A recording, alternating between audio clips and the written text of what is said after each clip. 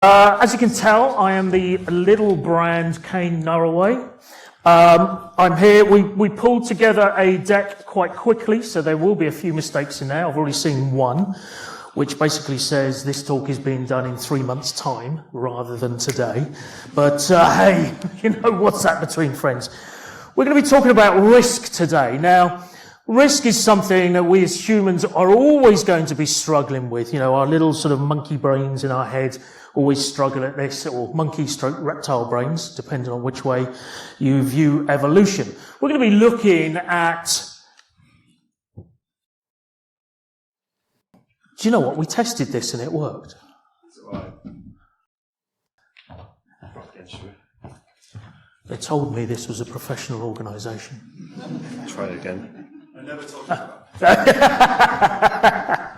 We're going to be talking about interpretation, measurement, treatment, all that sort of thing. Now, it is going to get intimate.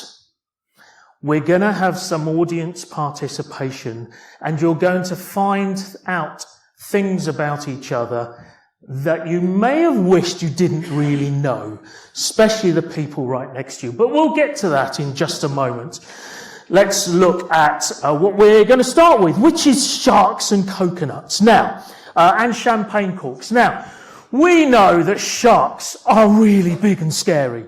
They've got rotating teeth. They've been around for millennia. There's some weird statistic about sharks being older than the moon or something like that. They are killers. There's no doubt about it, right? But we also know that, you know, shark attacks are fairly rare. But that doesn't stop us and our little monkey brains and a little amygdala in our head from getting a little bit scared about them. But did you know, actually, we should be more scared of coconuts? Because coconuts kill more people than sharks every day. In fact, champagne corks kill more people than sharks every day or every year. But when you look at a champagne cork, if you're like me, an alcoholic, then you just get filled with a little bit of joy.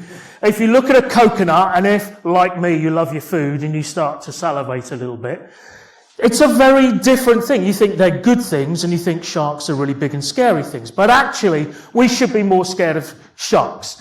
When you are sat on the beach underneath the coconut tree with a bottle of champagne ready to pop, and you're laughing at your friend swimming in the shark-infested waters, guess which one of you is technically more at risk than the others? Now, we know that sharks, it's unlikely, right? We're probably exposed to more coconuts than we are to sharks, even in this country. And even when, you know, even if a sharknado were to happen, we'd be still more exposed to coconuts. But there's other stats as well we should be aware of. So, bears, right? Bears, same sort of thing. Big, scary, a paw that will take your face off as soon as you look at it. But what's more dangerous? One of these or one of these? Well, I'll tell you right now, he says, pressing on a button. There we go. I'll tell you right now, these are evil fuckers. These things are responsible for more deaths in the USA than bears. And I'm not talking about, you know, during childbirth or something like that. I mean, up to the age of 4, they kill more people than bears every year by orders of magnitude. How many people were killed by bears last year, do you think? And if you want to be really fancy, broken down by black and brown bears. Nearly 4 people. 4 people were killed by bears. And I think it was 3 by brown, well, maybe, might have been the same brown bear, I don't know, but 3 by brown bears and 1 by a black bear. Right? Yet, and I told you this is an old slide, or an old deck, 2017, but we know this has not changed, right? Look at the stats for toddler shootings. Toddlers are responsible for significant. This is 9 months worth of stats, and we're already talking like 20 times the number of deaths by toddlers. Now, we can also say, well, actually, in fairness, Bears don't have access to firearms. Although I think we should probably turn around the Declaration of Independence? You know, the freedom to bear arms. Let's change it to the freedom to arm bears and then see what they think. But we can see that there is a huge discrepancy here. Bears are, you know, we take loads of precautions against bears. There are signs up in the park, beware there are bears here. Make sure you've got some bear pepper spray. They make pepper spray specifically for bears. They give you warnings about what to do. They tell you that actually you should tie your shoelaces on your running shoes tighter so that you can run faster than your friends, because you don't have to outrun the bear, you just have to outrun your friends. They tell you all of those things about when you meet a bear. They don't tell you any of this during your antenatal classes for children. You know, please keep firearms out of the reach of your kids. You'd think that would be quite a basic one. So we see in this discrepancy in life where we think of risk as something that's actually really quite black and white when it's not. We see that actually the reality of risk is very different to how we kind of balance it in our brains. Now, I told you we were going to get intimate here. Hands up, those of you who flush the toilet with the lid up. And I'm not talking about the seat. That's a completely different talk about diversity in InfoSec. I'm talking about the lid. Hands up, those of you who flush the toilet with the lid up. Come on, let's be honest here. Flush the stiff every time. All right. So, on average, it's about, and I've done this talk a few times, it's roughly about half of the number of people in an audience flush the toilet with the lid up. Okay. Now, my mother always taught me to flush it with the lid down. What can I say? Now, what happens when you flush the toilet with the lid up? Can anybody tell me? I think, aerosolize? Yeah. Do you know in how many feet it can travel? It's 12 feet in all directions. Not quite sure what's happened there. I will carry on anyway. So it will aerosolize in up to 12 feet in all directions, right? And by aerosolizing, it's carrying, thank you, it's carrying, fragments of poo and wee with it, right? Let's be blunt. What else is in your bathroom? Bleach. Toothbrush! Yay! Right. Hands up, those of you who brush your teeth with poo and wee. Should be roughly the same people. Right? Now, ostensibly, I see that nobody, only one really, and you, but there was one who proudly put his hand up. There's rule 34 of the internet for you, my friend. And we kind of know this, right? And it's, that poo and wee, it goes over all the surfaces. They've done this with sort of fluorescent or ultraviolet dye, etc. It does. It literally covers everything. And that's the thing about aerosolization. You don't even necessarily feel the wetness, as it were. It just goes everywhere.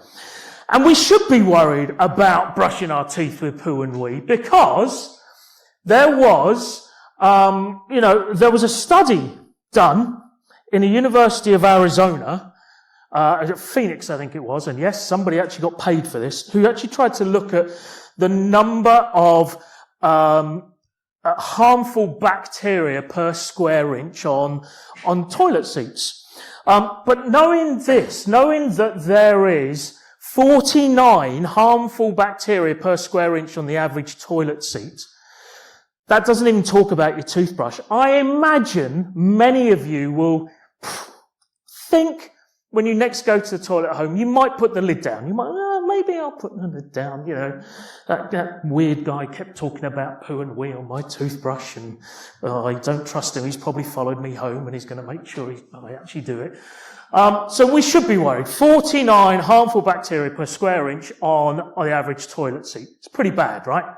Well, I mean, your mouse has got 1,676 specifically harmful bacteria on it. So really, you should be using your toilet seat as a mouse pad. Your keyboards, 3,295. Your desk, nearly 21,000 harmful bacteria per square inch are on your desk. What's the worst one out of the lot? Hot desk, yeah, it's even worse. Your phone. So, on Monday, because I assume you don't work from your desk at home, but on Monday when you go into your office, or your home office, or your ironing board, or whatever it is you work off, when you have your lunch at your desk, whilst pootling around in Excel and on your phone, eating your lunch, what's worse? What's more likely to actually make you ill? Brushing your teeth with poo and wee, or eating a sandwich at your desk? For the numbers, it's probably going to be eating a sandwich at your desk. Now, which of you are now no longer going to eat a sandwich at your desk while working? One. Right, thank you. There's always one. But yes, thank you. But like I said, hands up if you think you probably might put the lid down on your toilet seat next time. Yeah, a few more, right? Why? You're more like, well, I know, he's Mr. Rule 34 over here. You're more likely to do the thing that's actually going to be less effective for your health than you are the thing that, is going to allow you to live your life and do your job. And I categorize it. What I mean by this is I put this into sort of three categories. If we go back to the bears versus babies, the sharks versus coconuts, we've got a perceived risk. The perceived risk is a risk that, sharks are scary, coconuts are tasty. I know sharks are very, very dangerous, but I know that I'm more likely to be killed by a coconut, but I get it. My head tells me it's unlikely either way, because I don't swim and I can't be asked. I'm not a very good shot at the fair, at the coconut shy, so I very rarely eat coconuts. And I definitely don't sit underneath a coconut tree very often. So actually, yes, it's a risk. More people might get killed by coconuts. I don't have to worry about that. That's your perceived risk. You then have your hygiene risk. Now, more of you said you are more likely to put your lid down on your toilet than you are to stop eating lunch at your desk. That's a perceived risk. You're not addressing a real risk. This is a risk that's in your head. It is a much, much lower risk that you are going to get sick from brushing your toothbrush while you keep brushing your teeth with a toothbrush in a bathroom with the lid up on the toilet than you are from eating, your lunch at your desk. It's much, much less likely. But you're still going to fix it. It's hygiene. It feels like the right thing to do. And then you get the actual risk. And very often we miss the actual risk in favour of a hygiene risk. And I think when we have to look at risks in an organisation, it's very easy for us, because of our simple monkey brains, because of our simple monkey brains, to actually start treating the hygiene risk. We think we're smart because we recognise the perceived risk, but we only treat the hygiene risk, not the actual risk. And we're going to come on to some more of those examples now. Now, some of you may know a chap, he's done a bunch of videos, a guy called Javad Malik. He's somebody who I'll look back on and proud to call someone I once knew. But he came up with, as part of his book for the CISSP exam, he wrote a book that helped you pass the exam. He came up with this Malik risk model, which was basically it's a two-dimensional grid. And in order to help people understand this concept, he likened it to a pub fight, which I thought was actually quite good because, we're in a student location, we're in a university here, so everybody's been in a pub fight at some point in their lives, right? I like this. I took it and I developed it and I stole it, although I did put his name on it as well. And I turned it into the Langford Malik risk model, where I actually applied some ISO 27005 measurements to it. Now, this is the old standard. The new standard is looking more at objective financial risk measurement. This is the older standard, tended to look at the more subjective view. And this kind of red, amber, green view is still used by many organizations today. NASA use it for a lot of their decisions. Those of you who are interested in that sort of thing, there's a guy called Wayne Hale who does a blog. Just do a search for Wayne Hale blog. He was a NASA flight controller, etc. He talks about risk and all that thing. It's absolutely fascinating. It's where I found out they use, I think it's a 9x9 grid. But this grid is slightly different. So it talks about the likelihood of threat, the ease of the exploitation. So, I'm a ninja, I'm a drunk ninja, or I'm just drunk, one or the other.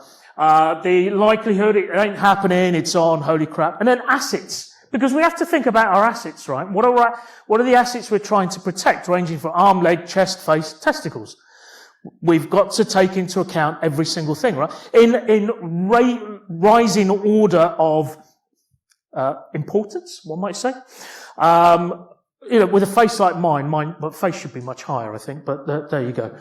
And we see this sort of natural breakdown of when you combine the three, you get a slightly less one-dimensional view of risk. And we can rank that risk of green, amber, and red. Very good. Yeah, and that's not so bad, right?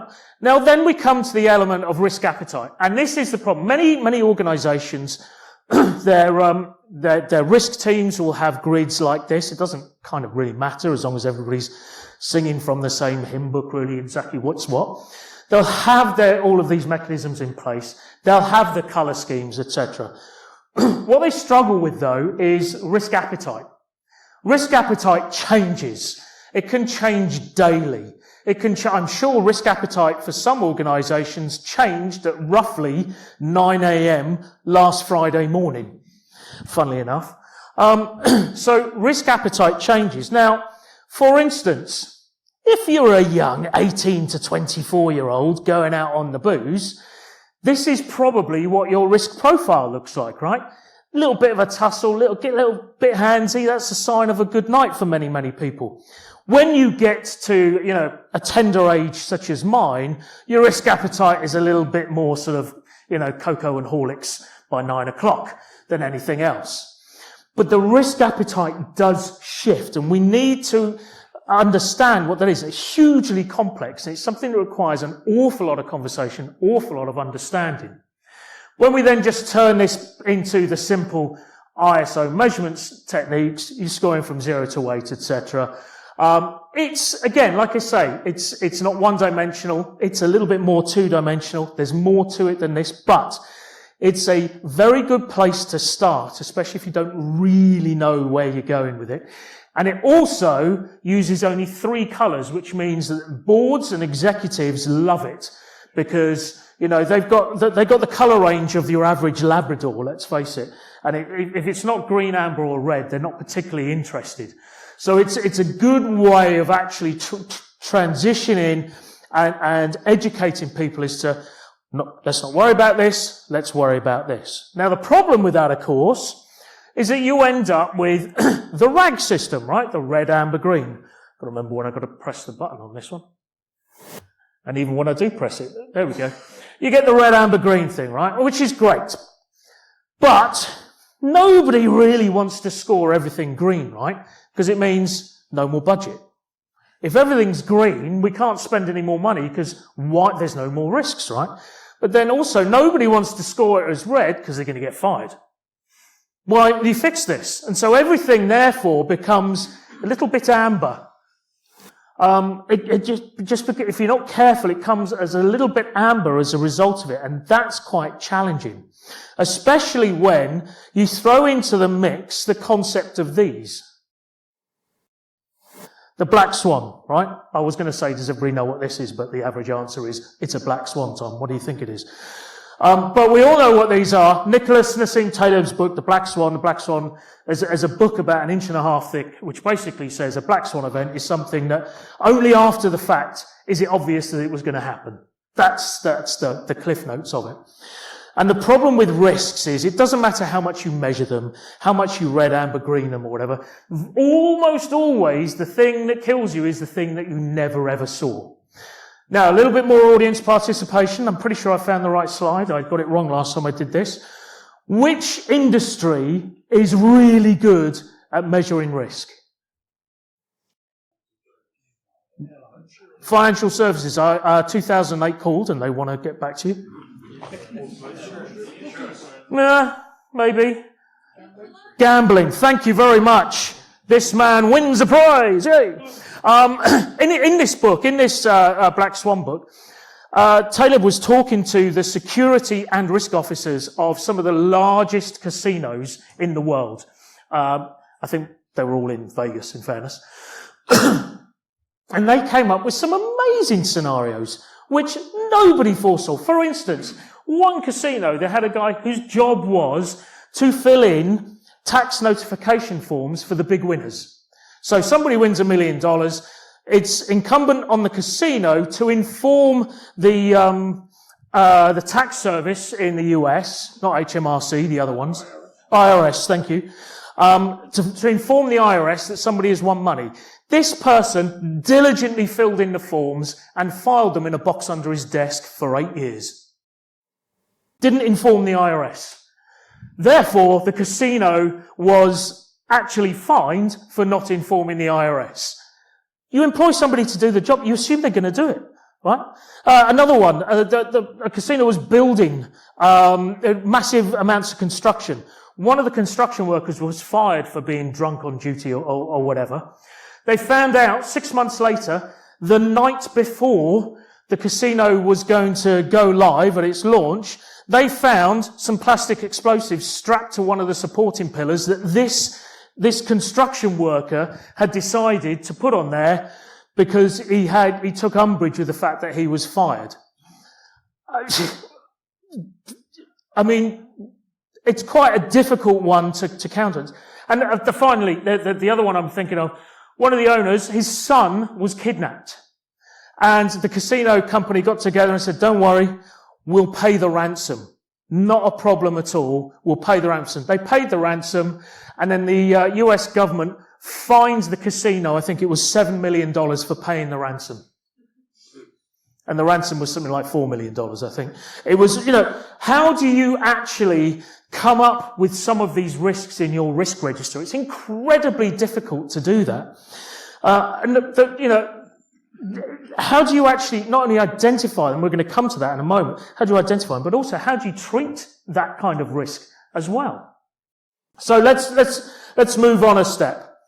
So chimpanzees, not a monkey, chimpanzee, you may have heard this. I have heard on both sides this is either a made-up story or it is an actual scientific experiment, but you may have seen it. They get 5 chimpanzees in a room, they put a banana at the top of a ladder. Chimpanzee walks up the ladder, grabs a banana, they soak the room in ice cold water. And they do that every time a chimpanzee walks up and grabs a banana. So what happens? They all sit around at the bottom of the ladder, looking at the banana, but definitely not going up for it. They take one wet chimpanzee out and put a dry one in. What does the dry one do? He goes straight up the ladder. What do the other chimpanzees do? They beat him up because they do not want to get soaked. And they continue to take out a wet one and put a dry one in until there are all 5 dry chimpanzees in there who do not go up the ladder. And they have no idea why. But they know not to go up the ladder. And this is we've always done it this way. And this is where, again, our interpretation and our measurement of risk comes into question, because we've always measured it this way. We've always done this process this way. We've always, some of the most dangerous words in security as a result. Great example of this is the lock lead. Does everybody remember the lock lead? We spent thousands and thousands on these lock leads back in the day when laptops were expensive and we didn't want them stolen. I remember myself, I was a massive proponent of it. I used to stand up in front of the company and say, you must use a lock lead. You can't not use a lock lead. And here's why, because your laptop gets stolen. We have to spend a lot of money replacing your laptop, etc. The laptop lock lead has become utterly redundant. And we know this simply because of this. Disk encryption, right? Because now that commodity of the laptop being stolen is not an issue. It's the cost, the risk is not in the laptop. The risk is in the data on the laptop. And I actually worked out I was spending more on lock leads than I was on lost laptops over a 3-year period. Now, and we took the lock leads away, and we didn't spend any more money on lost laptops. But we carried on for a long time just putting lock leads on because it's the policy. It's what we've done. That's how we've always done things. Everybody has a lock lead. It didn't matter how much the business said, oh, it's stopping us from being creative and flexible and all that. And us security folks are going, oh, blah, creativity. Who needs creativity? You know, it was literally stopping them from just lifting a laptop off and going into a meeting room. So they just wouldn't bother. You know, that sort of thing. It's a small thing. But actually, the moment you remove the laptop lock lead, because your encryption is protecting the thing that's important, is the moment when actually your processes move forwards and move forwards with the business. Obviously, there are edge cases for a lock lead, but 99% of them are now no longer needed. And you take away lock leads. Do you expect your thefts to rise? Well, no, not really, but they don't. Or maybe, or you change education on it. Do you expect, your incidents to go down? Maybe, maybe not. And this is where we have to look at the cause and effect of the actions we take within our organization around causation versus correlation. You've probably seen this. This is from Tyler Vegan's website. And what it talks about, is, for instance, the blue line here is the per capita consumption of cheese in the US. Can you guess what the green line is? It's actually the number of people strangling themselves in their own bed sheets. So, do places that eat more cheese die more often? Through strangulation? Are they having more vivid dreams? Who knows? No, it's totally unrelated. Just like the number of films released by Nicolas Cage in a year is correlated to the number of water deaths in the US Eastern Seaboard. Right? Got nothing to do with each other, but it's very easy to say, hey, if we remove laptop lock leads, and we see an increase in laptop thefts, we need to therefore put more lock leads on. The two are potentially entirely unrelated. Entirely unrelated.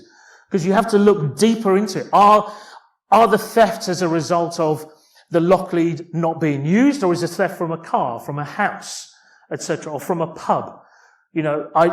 Hands up somebody who's lock leaded their laptop in a pub. Well, before I was a CISO, though. Yeah, exactly, there we go. Before that strategic thinking gene kicked in, right? So, here we come to a gradual close where we talk about, therefore, how the hell do we deal with this? You're saying that we can't measure risks very well. We're not very good at it. And when we do measure risks, it's only in 3 primary colours, and therefore it's problematic when we measure it, and it never really makes sense. And anyway, you're telling us that the process we're using for measuring risk is probably out of date. And even when we do measure risk and then measure some other inputs against it, it's probably correlation and not causation. Where are we? Well, the key thing here is the flexible risk response. And when we write up risk registers, we do risk registers because they are useful. There's no doubt about that. They're especially useful if you're ISO 27001 certified or whatever certified, because that's the first thing they look at. But they are useful because they allow you to measure a sort of a risk profile of your organization. Excuse me. A risk profile of your organization. But what they don't do is necessarily tell you what you should be protecting or how you should protect it or how you should respond to it. And so you do need this somewhat flexible risk response, which is basically saying, When you are invoking your incident management process because a risk has actualized and something has gone wrong, and you respond to that actualized risk, at the end of it, that incident management process needs to feed back into your risk management process. These are not two entirely separate, never shall speak to each other teams. These are two tightly integrated teams, because the incident management teams are dealing with the actual risks, not the perceived risks, not even the hygienic risks or the hygiene risks. They're dealing with the actual risks because they're the risks that have actually happened and gone wrong. You take their learning and apply that to your risk register to apply a little bit more critical thinking to ascertain how accurate, in reality, is your risk register.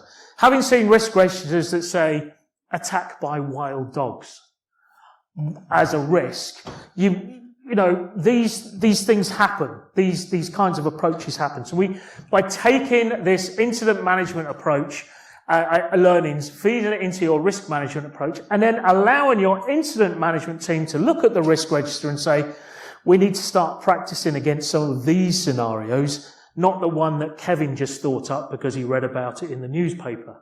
We need to look at the ones that we think are actually going to happen. And this cyclical nature actually allows you to make better judgments on your risk assessments and your risk measurements, better judgments on your incident management testing and procedures and activities and the actual incidents, and you get a continual feedback loop as a result. So the key takeaways here are, when you look at something as a risk, think about your perceived, your hygiene, and your actual risks. Is it an actual risk, or am I just fixing it because I'm thinking, oh, brother, no, I don't want to do that. You know, is it a real risk? Also, spot patterns in your risks over time. Has the outlier risk, the black swan risk, for instance, distributed denial of service 10 to 15 years ago, was a black swan event. The Anonymous and their low orbit ion cannon was a black swan event when it happened. Nobody had any idea how to address it, how to deal with it. DDoS nowadays is barely a blip. I mean, they don't even phone the CISO about DDoS anymore, right? It's just a SOC event that's managed because we've dealt with it. We've seen it before. It's a commodity. Recognize the difference between that, what is potentially a black swan, or at least afterwards a black swan, and what is a real commodity risk. Yeah, and understand those differences. And also, just because a risk has been mitigated, I'll rephrase that. Just because a risk hasn't happened doesn't mean it hasn't been mitigated. Just because you haven't had an uptick in lost or stolen laptops doesn't mean that you have solved that issue. It could just be a statistical blip. It could be a correlation activity. It could just happen to be that your increased use of lock leads has resulted in a drop in laptop thefts, and vice versa. So think about the two. Make sure that there isn't a placebo effect that you've decided, actually, we've put this fix in place, we know and we've seen a stat and therefore it's fixed. We don't have to worry about it. That's the end of the talk. I'm pretty sure we've got time for questions now. I don't know how much time we've got left. 4 or 5 minutes? Okay. You can also catch me here.